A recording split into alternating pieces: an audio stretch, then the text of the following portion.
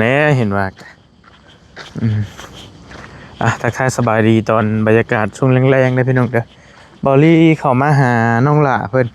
มาแบบด่วนๆแล้วก็ย่างไปแบบด่วนๆแล้วอย่ามันเบิดแสงอย่ามันค่ำก่อนกำลังสิพากันไปเบิ่งดินของสองพี่น้องคายกอยเฮาเพิ่นเล่าให้ฟังมือก่อนๆหั่นว่ามีดินแปลงหนึงอีกเพิ่นมาเจ้าให้หั่นนะงามแล้วว่าดินแปลงนี้หั่นนะบอลลี่ได้คุยกับเราไว้มื้อก่อนน่ะก็เลยว่าพากันย่างมาเบิ่งก่อนก็บ่ได้ไกลก็หม่องเราอยู่เด้ยังบ่ได้ไกลกันก็เลยย่างเอาทีนึงเนาะมาก็ลงเมฆ2คนมื้อนี้เดี๋ยวไปเบิ่งก่อนว่าอยู่หม่องใดเจใดเป็นจังได๋หั่นนะที่งามหรือบ่งามหรือว่าจังใดแต่เราว่างามอยู่เราว่าน้ำบ่อลีมื้อนั้นเด้บรรยากาศอยู่ป่าอยู่ป่าสวัสดีเด้อพี่น้องเด้ออยู่ป่าอยู่ดอนมื้อนี้ก็ได้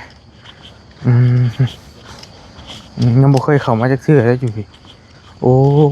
มันเป็นทางไปนี่อยู่ไสอยู่หม่องใดล่ะบ่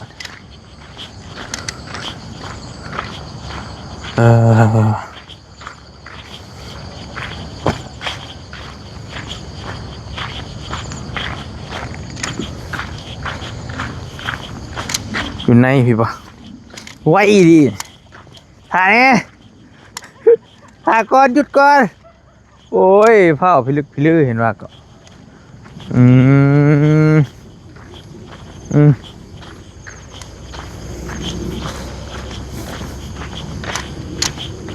เอารถเข้ามาก็ได้แต่พอดีเราออกกำลังกายนี่เดี๋ยวแกหรือมีจะขี่รถไปเลยออกกำลังกายนิดนึงนิดนึงตัว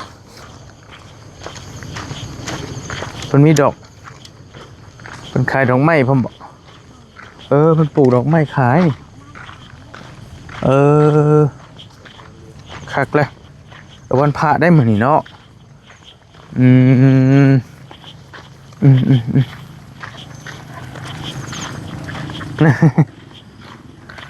ซื้อดอกไม้เนี่ย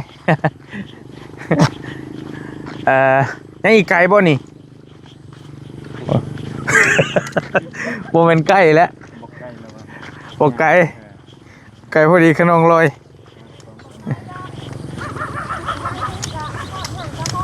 โอเคพูดเลย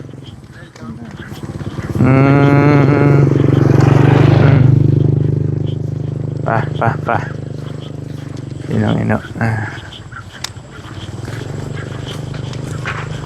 ไปดีเด้อน้องเมฆเด้อ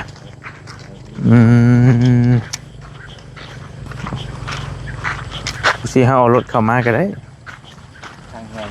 นี่ทางเข้ามาได้อยู่รถไถรถยังมาได้สบายนั่นบ่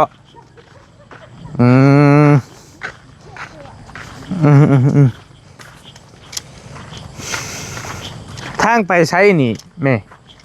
ทางไปใช้นี่ทางเข้าวัดพูดได้หรือทางไปวัดบ่นี่แหละแม่อยู่ตะกี้หันนี่ได้เสาเหือนให้บอกเสาเหือนกระตุกตะกี้แม่อยู่นี่แหละบัดนี้เจ้าของเขาขายกระตูบเก่าเจ้าบ่โดยตะกี้แม่ก็อยู่นี่แหละอยู่ในฮัท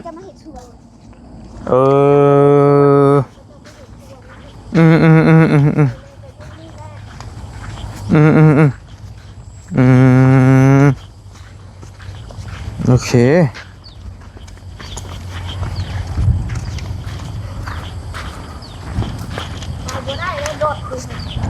ได้อยู่ แต่กับเปื้อนในจังหน่อยแหละพี่ว่า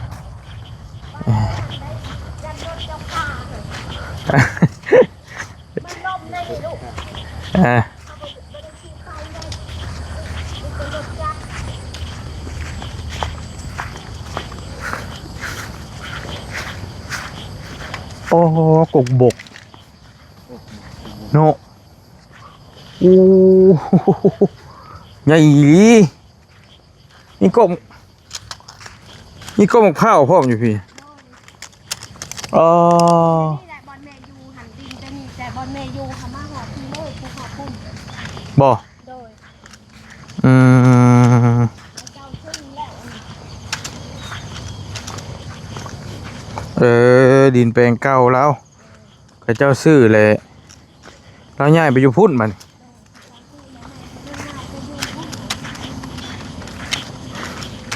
แล้วบัดนี้เฮาก็ย่างมาเบิ่งพี่บัดไกลเติบ เคยยาง เอ้ยย่างไว้พวกปั๊มไป จะลงไปตักอยู่นี่แหละน้ำช้างค่ะ ตะกี้เห็นบ่ เดี๋ยวนี้หันได้มี เดี๋ยวนี้ก็มาตักอยู่พี่อยู่ โดยเดี๋ยวนี้ก็จะตักเอง ไกลเติบได้เนาะเฮ้ยเนาะอืม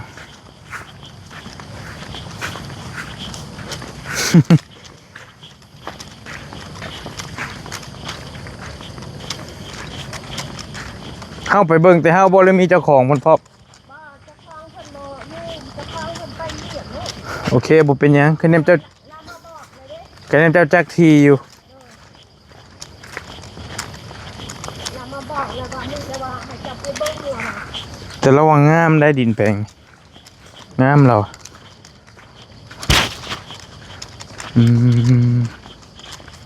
วิสัย ให้มีเท่านี้ดิ หึ นี่ที่เปลี่ยนตัวนี้ ไปเฮือนคนอีกบ่นี่แกเออ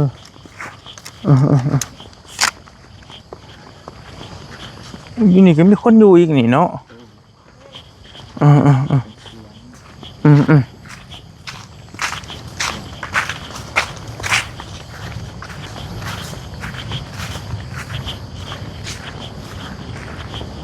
เสียงรถใกล้ๆทางด่วนนี่แหละกันสิว่าก็ได้ ทางมันจะได้ ไม่นแหละได้เขอตลาดโลกเลยเนาะเสียงรถพังรถเสียงรถแต่จะได้ไหมจอดก่อนเบรก แต่ผมไม่เบรกจักได้เลยเห็นว่าไงขนองลอยเลยนี่เลยอันนี้ใช้ลุมพี่ไปจีป่ะ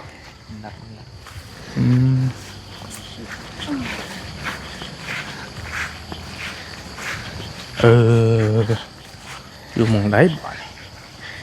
นี่เด้ตามขับพังหลักหัวนี่เด้ลูก มีเสาไฟผม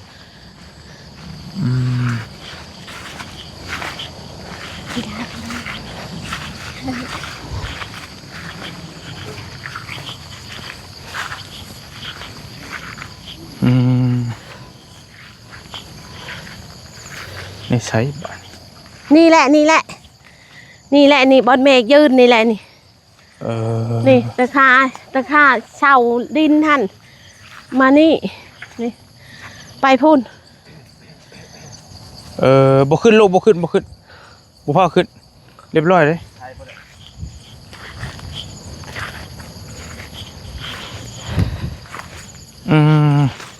จากไซส์ฮะ ท่านตะขาแด จาก ด คาราหัวนี้ โดยมานี่ มาไปฮัท หลักหัวนี่ นี่หลักหัวดินนี่หลักดินนี่ จากนี้ แม่น แล้วไปใช้บัดนี้ ไปพุ่นลวงยาวไปพุ่นเลยพุ่นหอดก้อนน้ำไม้ไผ่พุ่น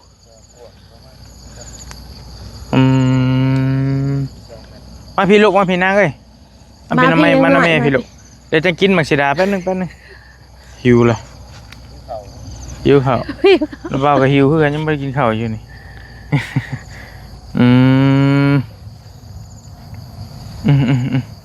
เข้าไหมอันนี้น้องมิได้ป่ะ2 คนได้ป่ะมันสิโยกสิยังเบิ่งฮะนะอันเมวอนเฮามื้อนั่นเหรอวะ โดย อันนี้แหละ อัน50 คูณ 50 โบแมนได้เมเอ้ย บ่ฮอด โบแมน50โบแมน50อาจากใส่มาเบิ่งก่อนก่อนว่า50เฮาว่าโบแมนอันนี้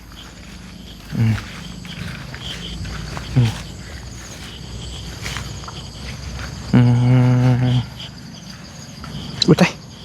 โอ้ยเนาะตกอะ นี่แหละนี่ จากละขั้วนี้ โดย จากละขั้วนี้ไปหาละขั้วหัน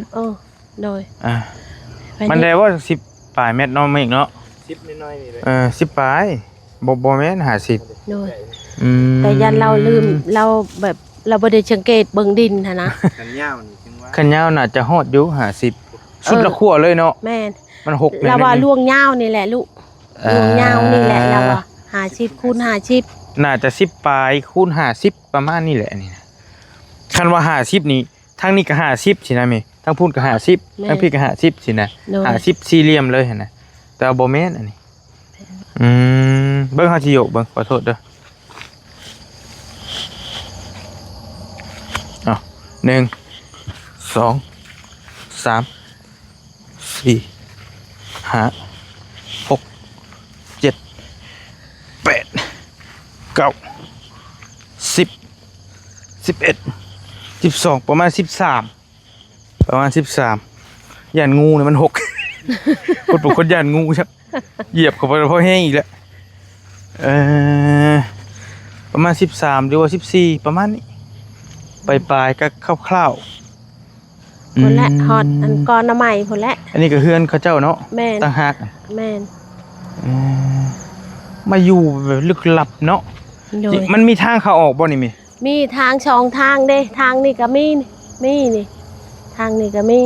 อันนี้ทางบ่นี่ อันนี้ก็ทางแม่นนี่ก็ทาง เพิ่นสิจงเลยเหรอวะ โดย แต่ว่าคนยังบ่ทันมาอยู่หลายมันคือ โดย ว่าหกเนาะว่าทางเข้าออกได้สบาย แม่น บ่ได้ปิดเนาะ ทางนี้ก็ทางทางนี้ก็ทางทางนี้ก็ทางนี่มันมีช่องทาง เท่าไรเพิ่นว่าจะขายนี่ อันนี้ฮะเพิ่นว่าแชน6 อ๋อต่อ เมฆก็โอโท เสียงโอโทมันแพง แต่ว่าก็เรื่องยาวนี่โอเค เรื่องยาวโอเคอยู่แต่แล้วมีเสาไฟอยู่ข้างหน้าเพราะสบายอยู่ยาวเฮากะคือเจ้าเว้าน่ะคือสิ50ได้อยู่50 โดย คือเพิ่นเว้านะแต่ว่าเรื่องกว้างบ่ได้เป็นอย่างนี้เนาะแต่ว่าคันเฮาเฮ็ดเฮือนแบบเลี้ยงกันหันหน้าออกพี่เฮ็ดหันหน้าออกพี่ก็ได้หลายหลังอยู่เด้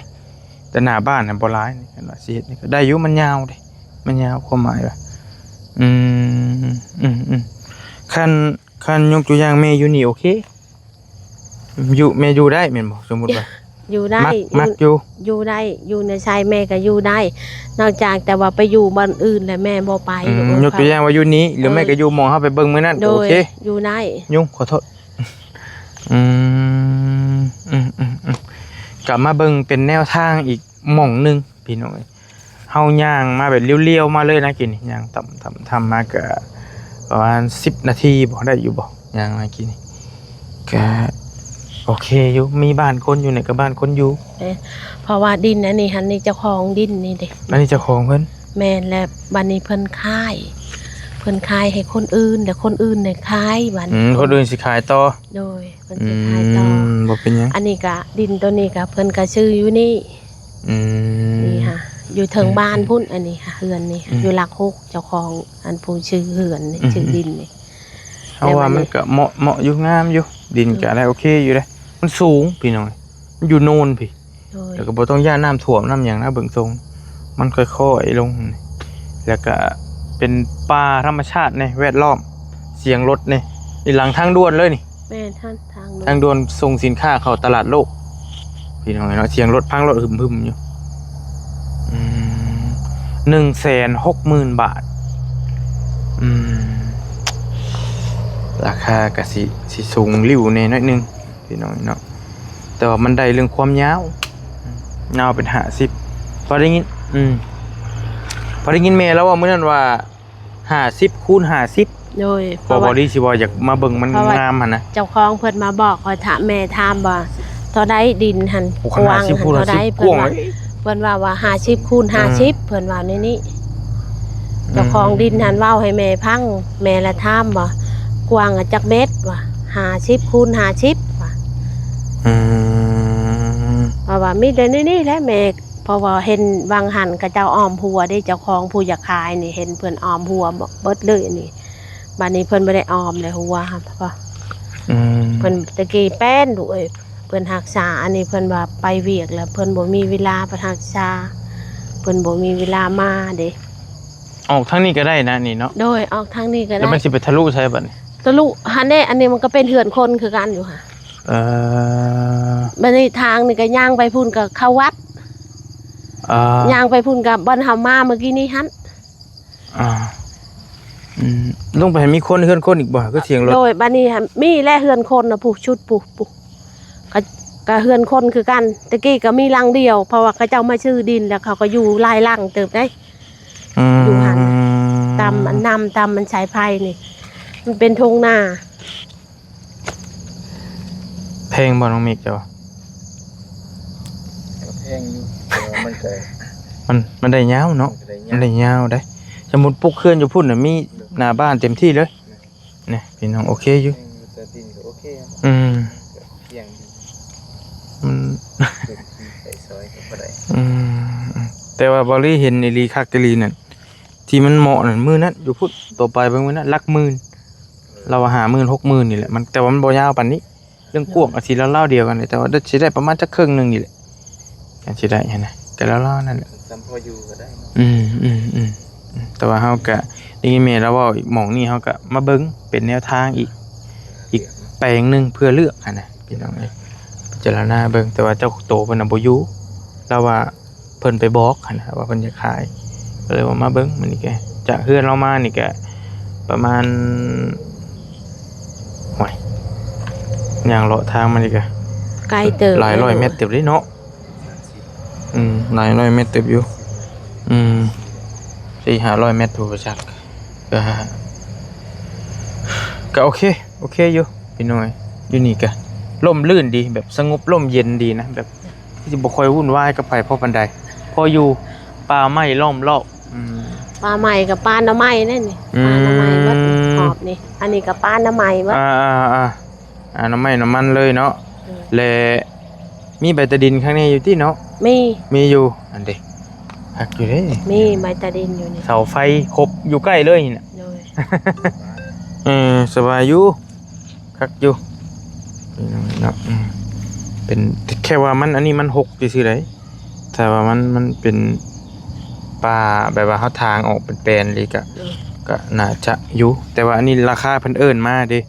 เฮาต้องไปต่อไปยังอีกสมมุติว่าถ้าเฮาสิซื้อหรือว่าถ้าเฮามีเงินซื้อนะพี่น้องโอเคเสาไฟอยู่เป๊ะเลยอยู่ใกล้เลยแล้วก็สัญญาณก็ได้ 4G บวก 4G บวกอยู่โอเคอยู่น้ำไฟโอเคเจาะน้ำกันนี่สิได้อยู่ที่เนาะ ได้ อยู่นี่กันก็เจาะอยู่บ่แม่ เจาะอยู่ เนาะ เจาะอยู่ค่ะอันบ้านนี้หันลังเฮือนนี่หันก็มีเฮือนคนอีกอยู่นะ ยับไปให้อีก โดยก็มีเฮือนคนอีกอยู่ค่ะบ้านนี้หันอยู่นี่หันก็อันนี้ก็ต่อดินตัวนี้หันคนละภาคทางหันก็มีดินเฮือนมีดินอีกนี่เขาเจ้าทางเลยเขาเจ้าดุดเลยเด้มีแต่อยู่ทอดแต่ตัวนี้แหละเขายังบ่ได้ดุดเพราะมันมีดินช่องบอนพูนนั่นนะฮะช่องตอนพูน บ่เงียบเหงาอยู่นี่เสียงรถแล่นตลอด เสนียนจริง หึมตลอดเลยโอ้ยแต่มันก็บ่แม่นว่าใกล้พอพิลึกนะพอดีได้ยินพอดีแบบพอดีเฮาบ่ย่านคันสิคิดไปอีกอย่างก็ได้อันนี้พอดีเฮาบ่ย่านปานใดหั่นน่ะคันว่าเฮาอยู่แบบนี้แหละคนบ่อยู่เงียบๆไปเลยก็ย่านเกินเด้พี่น้องเนาะพอดีอยู่นี่พอดีหึมพอดีนอนม่วน และทางกับ บัด เขา นี้หันเนมเบิ่งนี่หันก็เป็นดินเขาอีกอันนี้ตอนหนึงอีกได้อยู่ บ่ นี่แม่นนี่ก็เจ้าขายเลยได้300,000 บาท อ้ยะ ขายแล้วก็เจ้าชื่อแล้วเขาปลูกดอกไม้แล้วก็ติดดินตัวนี้ก็เฮือนคนค่ะ แค่ว่ามันบังเป็นบางหม่องสิแล้วเนาะคันนี้ บาง แปลน แต่ นี่ ป้านี่นะลูกเอ้ยนี่บางแต่ป้านี่ เออ แล้วก็แจ้นี่ก็ต้นมะพร้าวน่ะก็เฮือนคนน่ะอันนี้ก็เฮือนคนนี่ก็ แต่เฮือนในนี่หันบ่มีพายุอันนี้พอเจ้าของมันตายแล้ว อุ้ย เป็นเฮือนห่าง อ้ยะ เฮือนวิลา บ่มีพายุเลย บ่3-4 ห้องคนใด เสียอยู่นี่เลย โดยเสียอยู่นี่แหละ บ่มีไผมาอยู่บ่นี่ บ่ เอาล่ะ ตอนแล้วเสียหันก็แม่นี่แหละไปเบิ่งกับนางอันนี้ พี่น้องเขาเจ้าได้ซะ พี่น้องเขาเจ้าผู้อยู่อันนั้น บ่มาอยู่เลย บ้านหัวเมืองพุ่น เพิ่นเป็นอะไรเพิ่นเป็นอะไร เราเป็นอันน่ะลูกเบาหวาน ผู้ชาย ผู้หญิง ผู้หญิง แม่นประมาณ5-60นี่แห บ่ ละ มีลูกมีผัว บ่มีลูกมีผัวลูกก็บ่มีผัวก็บ่มีบัดเราตายหั่นก็ใจขาดหั่นก็มีแต่2คนนี่แหละมาเบิ่งข่อยกับลูกข่อยนี่กับนางผู้อยู่เฮือนหั่นมาชักชินให้เราค่ะ ไอ้ยะ แม่นี่เป็นคนเบิ่ง เออ เอ้ยน้องบัดนี้หั่นหลังจากเราตายแล้วเอ้ยน้องเขาก็มาบัดนี้ แล้วก็บ่มีพายุบัดนี้ บ่มีไผอยู่ เนาะ เราก็บ่มีลูกมีผัวเอ้ยน้อง กว้างเติบบ่นี่ กว้างเติบลูกเอ้ย อืม แต่เราบ่คายดอก ขายกับไผสิกล้าอยู่บัด โอ้ นี้ บ่กล้าอยู่เลยเงียบเด้เย็นแต่จนหมดอ้าวช่วงเราสิยาจะค่อยไปนุ มีประวัติหลอกหลอนอยู่บ่ แต่จักแล้วแม่บ่เคยไปค่ะแต่น่ะไปเราเสียแม่บ่เคยเข้ามาตะกี้หันตอนเรายังอยู่แม่เข้ามากับน้องนี่แหละนี่นึ่งข้าวล้างถ้วยล้างบวงตักน้ำตักไนให้เราชักเครื่องชักของแล้วจูคอยกับเมื่อตะกี้แม่ยังอยู่ประตูนานนั่นเด้คันบ่ไปบัดเราบัดจังนำคนอื่นว่าบอกกันอีพาให้มานี่เด้อค่ะแม่ก็เลยมาหลูกเห็นได้ค่ะคันบ่เบิ่งบัด ย่าแล้วเพิ่นก็ไปอยู่ของเพิ่นแล้วแหละเพิ่นบ่อยู่ดอกนี่นะพี่น้องเนาะแต่ว่าเพิ่นบ้านใกล้แต่ว่าบ้านคนหลายคนก็อาจจะตำหนิเด้คนเสียคนหยังใส่ก็บ่กล้าอยู่หรอกบางคนก็ย่านเด้ ตะกี้หันเราอยู่หันโอ้ยไม่ได้อึดและหมู่คู่ลูกหลานมาลิ้นมาแชวมากินมามวนมาชื่นบัดเราตายค่ะบ่ได้มีภัยเวลาตายค่ะแข่งขาก็คนละก้อง อุ้ย 2คนพ่อแม่นี่แหละ เจ้าบ่ย่านบ่ลูกย่านบ่นะแต่ยังน้อยอยู่ จำน้องมันผู้นั้นนั่นแหละ จื้อบ่ อาจจะ ก็จื้อหั่นแหละเอือดปวีเด้เพื่อนหันเด้ จักเครื่องให้เรา ขอโทษนำก่อนขี้ชำกำปั้น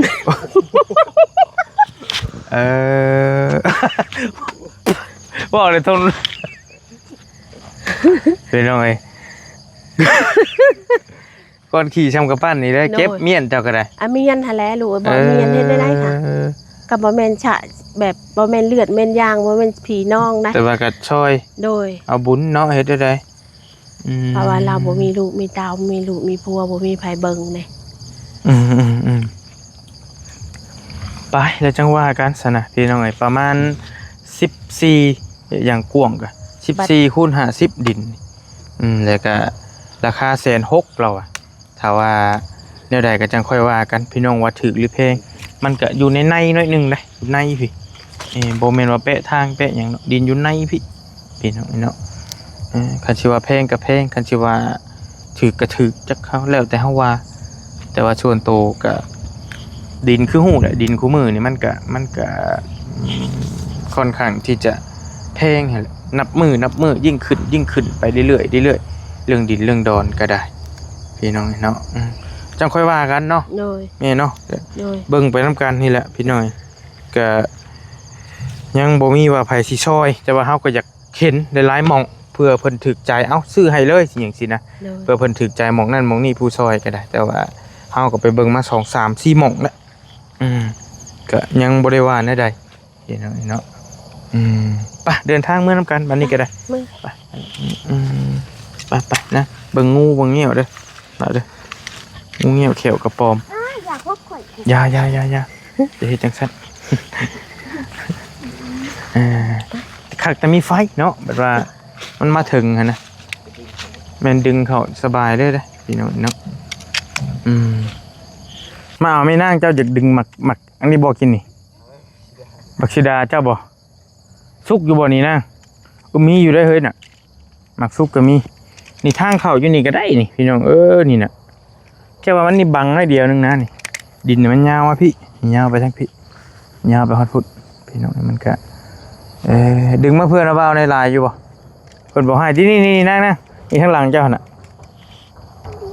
บดิบใช้นี่น่ะเพิ่มนี่ตาดีได้ตาไล่เสียเพิ่นว่ะมักชิดายาวไปฮอดพุดดินแล้วก็แต่มันหกนิดนึงเด้อพี่น้องก็สมว่ากว้าง50บ่แม่นยาว50ประมาณว่ากว้าง10ปลายเมตรนี่แหละจัก20ก็ยังคายอยู่พี่น้องเนาะจักหอมหน่อยนึงอยู่10ปลายเด้อันสิว่าก็ได้แล้วจังมากลูก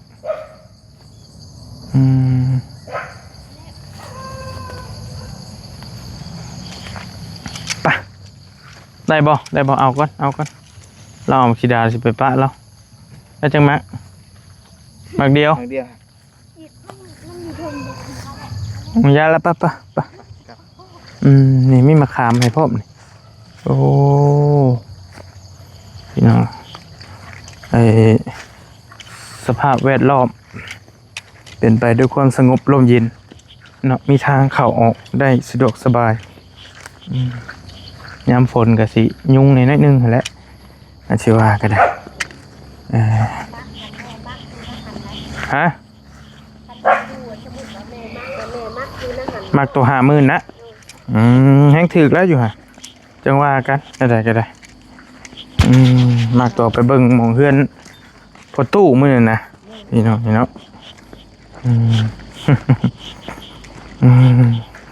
อันนี้มันก็อยู่ส่งนิดนึงสมมติว่าตัวอยู่หันมั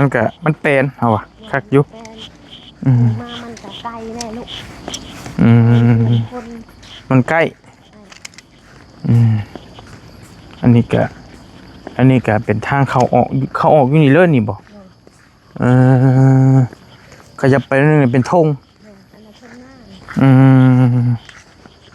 เป็นธงนะ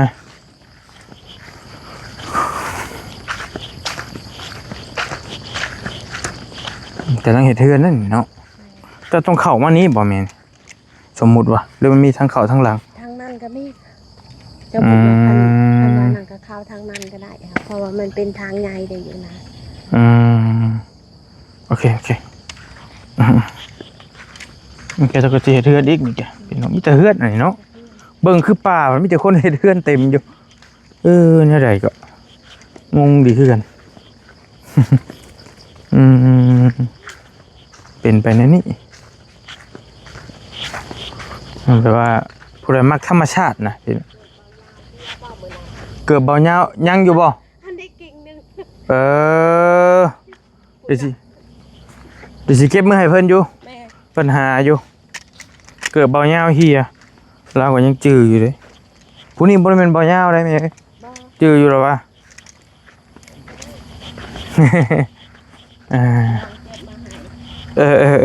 สัตว์เนาะ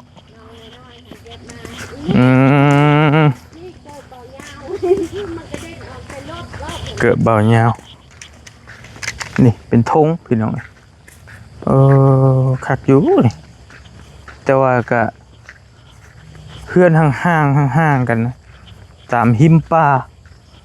ตามแคมป่าแคมดอนน้อยลงเนาะนี่ก็แปลนอยู่กันแบบนี้คักอยู่ยับไปหันกับเป็นเฮือนบักหลังบักใหญ่ๆหนึ่งเข้าไปทั้งนี้ก็ได้สมมุติว่า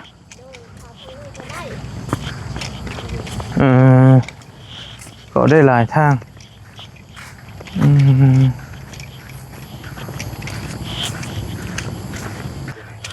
ขาเมื่อยามล้างบัดนี่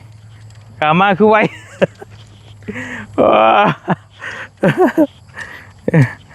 ขามาแป๊บเดียวเราเห็นฮอด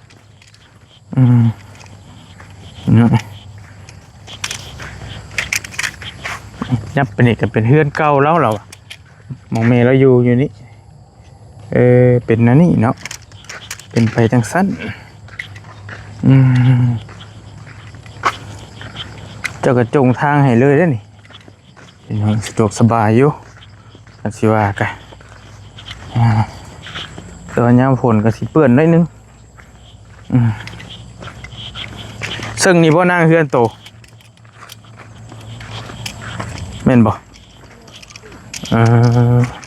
แต่มันเป็นหัวเขาเจ้าดำไห้ดำหน้าอยู่นี่แม่มันไปหายังไง อะไรกบบ่ได้กบเลยโอ้นกโอ้นกขุ่มบ่นกขุ่มบินเลยไปพี่น้องเมื่อบรรยากาศส่งแรงนกหนูปูปี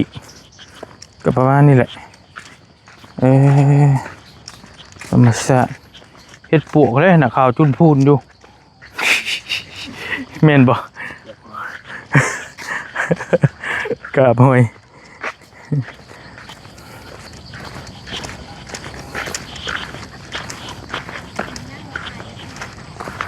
ฮะ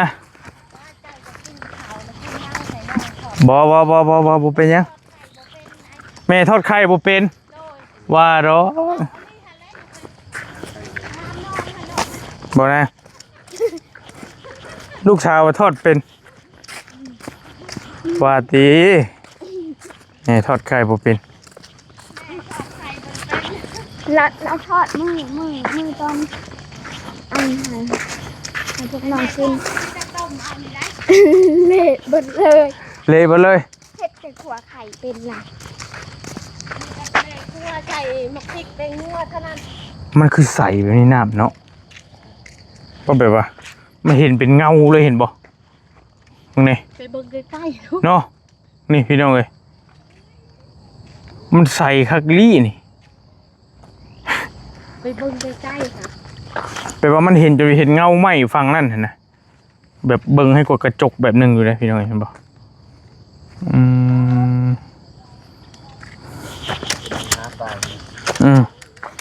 โอ้เนี่ยใส่คักอีหลีจนเห็นเงาไหมมองน้องเพิ่นอาบเลยหนองใหญ่ได้นี่กะไปละไปเร็ว ทานหันพุ่นอันนั้นทานหันอยู่เบื้องพุ่น ไปอย่าละไปยังว่ากันจะไปกันเลยมา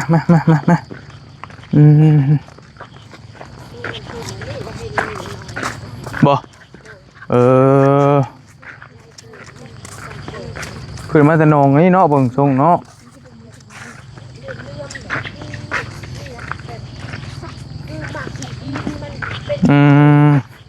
สบายดีนะเพิ่นอยู่กับน้อง2 คนอีหล่าเพิ่นพ่อไปเวียกคือเก่าบ่เอาพี่นั่งเอาขนมเนี่ยจักเหลืออยู่บ่พวกขนมกะเบิดเลยบ่จ๊ะโอ้เดี๋ยวเหลือหลายถุงเดี๋ยวอยู่นี่ไปปั่นกันเด้อโอเคระวังมือป้าได้บัดนี้เด้อเดี๋ยวสิมายามใหม่ไปลูกไป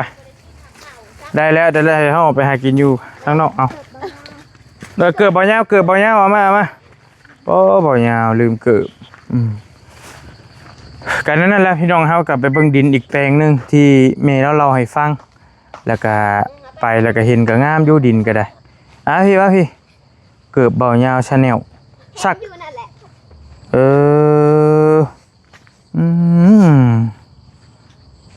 บ่ยาวเดี๋ยวทิพย์เกือบโทษเอาในใดก็ฝากน้องๆภายในแล้วพี่น้องเด้อแนวใดก็ยังค่อยว่ากันดินก็160,000มีอีกหม่องนึง50,000หรือ60,000นี่แหละตอนนั้นเหมาะกว่าเราว่าก็มักอยู่หันหลายกว่าเราว่าหั่นนะแนวใดก็จังว่ากันอยู่ดีมีแฮงสวัสดีเด้อพี่น้องเด้อบ๊ายบาย